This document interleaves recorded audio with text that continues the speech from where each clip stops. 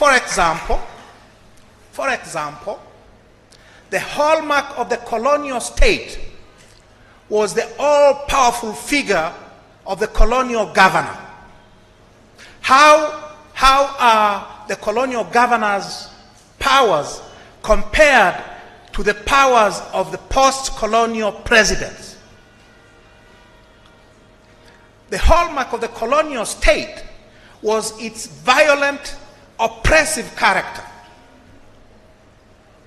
characterized by a regime of rightless law and administrative fiat, characterized by the violence, state-orchestrated violence of the instruments of violence of colonial state, the police, the army, the prisons, the courts.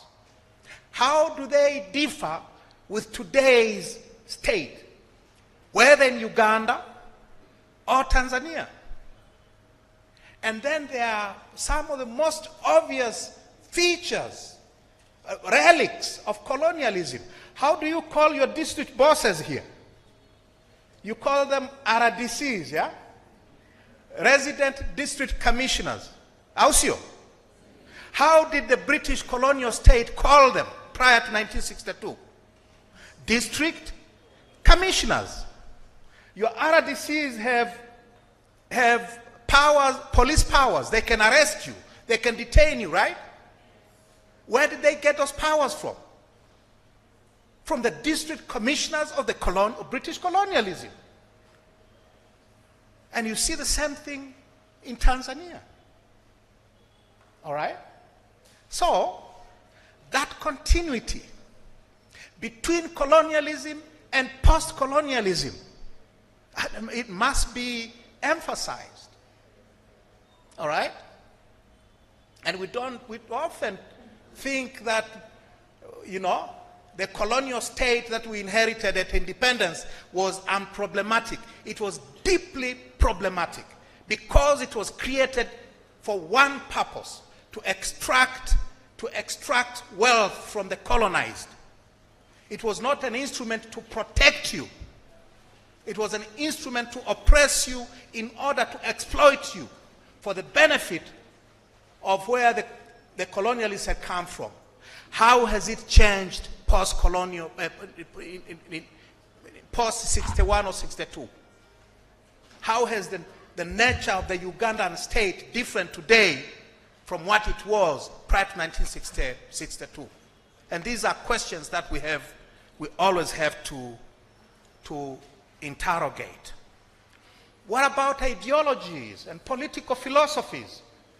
Mwalimu was a professed socialist. He wasn't a Marxist-Leninist like Mugabe, all right? He wasn't a Marxist-Leninist like Samora Machel, some of his political children. He was a Fabian socialist. He was a socialist of the social democratic type, the Western social democratic type. Kenyatta never had anything to do with socialism. Felix Houphouët-Boigny in Cote d'Ivoire, any other African head of state, Mobutu Sese Seko, they were not socialists. They have one thing in common with socialists like Mwalimu: the authoritarian and unaccountable power that they held over their people and their societies. And therefore, speaking strictly of African leaders of the post-colonial period, the one thing that unites them all is their authoritarianism, not their political or ideological courts they wore at one time or another.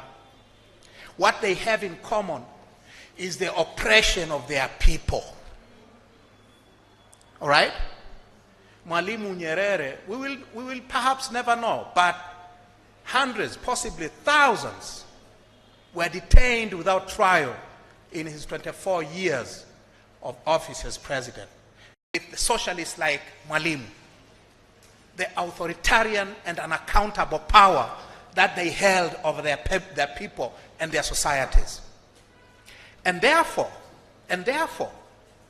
speaking strictly of African leaders of the post-colonial period, the one thing that unites them all is their authoritarianism, not their political or ideological courts they wore at one time or another. What they have in common is the oppression of their people. All right? Mwalimu Nyerere, we will perhaps never know, but hundreds, possibly thousands, were detained without trial in his 24 years of office as president. Detention without trial. Even the British colonial state, in its all oppressiveness, never had preventive detention law. That is a creation of independent Tanganyika. Mwalimu borrowed it from Ghana's Nkrumah. Was a preventive detention law was first enacted on the African continent by Kwame Nkrumah in 1960. In 1962, Mwalimu copied it almost word for word from Nkrumah's Ghana. The British never had it, you know. And you cannot say that the colonial state was democratic by any yardstick. It wasn't. But there are certain respects in which the post-colonial state has been even more oppressive of the people than the colonial state ever was. Since we are in Uganda, you remember the 90 days removal order for Ugandan Asians in 1972? Huh? You remember? How's you? Eh? What happened in Tanzania in April of 1971? Under the cover of darkness, and when I say under the cover of darkness, I mean there was absolutely no debate. A law was rushed through Parliament, through the Parliament of Tanzania, under certificate of urgency. It was passed the same day, I think April 20th, 1971. Under that law, the government of Tanzania expropriated the real property, buildings of anyone whose building was valued at 100,000 shillings at that time, roughly around 20,000 pounds, and so on. 90% of them were Asians, were Tanzanian Asians. Within a year, almost 75% of Asians had left the country, penniless. A year later, when Idi Amin and they were given 90 days to leave, where did they go? Some tried to cross the border to Tanzania. They were prevented from getting into Tanzania. They ended up in Sussex in the UK, cities like Leicester and other British cities, and in Canada.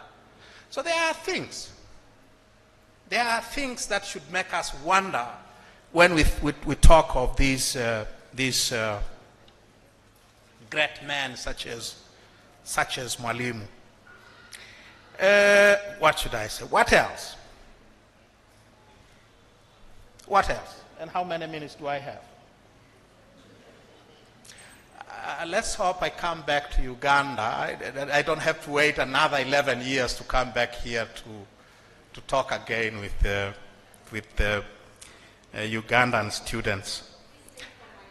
I will say one thing that we have not mentioned at all: Mwalimu's foreign policy. I think if there is one thing that Mwalimu did us proud,